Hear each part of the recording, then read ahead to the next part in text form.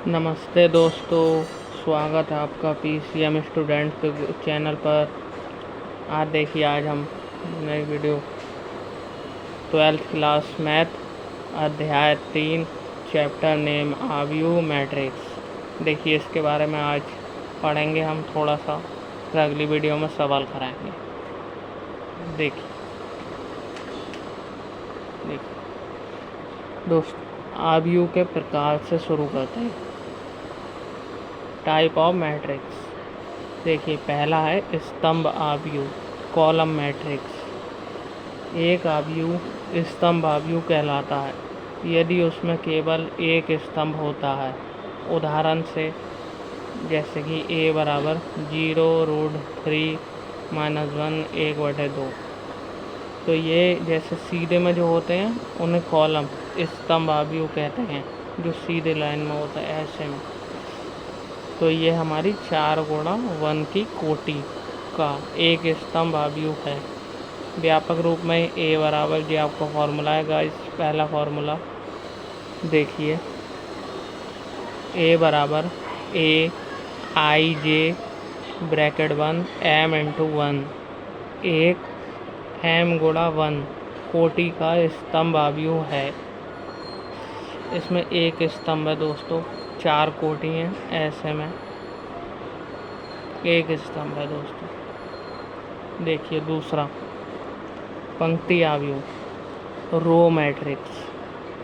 एक आव्यूह पंक्ति आव्यूह कहलाता है यदि उसमें केवल एक पंक्ति होती है तो। उदाहरण के लिए b बराबर -1/2 √5 2 3, ये है 1/4 की कोटि का एक पंक्ति आव्यूह है।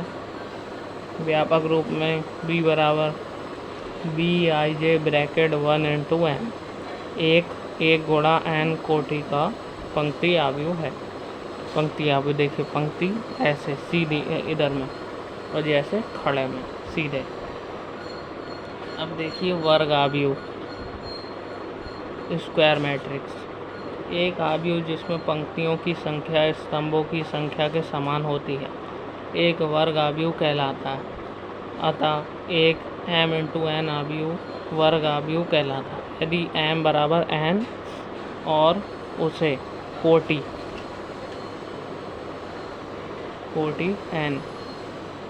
n का वर्ग आव्यूह कहते हैं। उदाहरण के लिए a बराबर 3-1 0, ये रो में है दोस्तों और ये कॉलम में। रो में हम बात करेंगे हर बार 3/2 3√2 1 4 3-1, एक 3 कोटि का वर्ग आव्यूह है। व्यापक रूप में a बराबर aij m×m, एक m कोटि का वर्ग आव्यूह है। देखिए आगे आदेश आव्यूह देखेंगे दोस्तों। एक विकर्ण आव्यूह अदिश आव्यूह कहलाता है यदि इसके विकर्ण अवयव समान होते हैं, अर्थात एक वर्ग आव्यूह b बराबर bij ब्रैकेट 1 n×n अदिश आव्यूह कहलाता है। अदिश आव्यूह की पहचान दोस्तों, आप सीधा ज़्यादा डिटेल में जाने की ज़रूरत नहीं।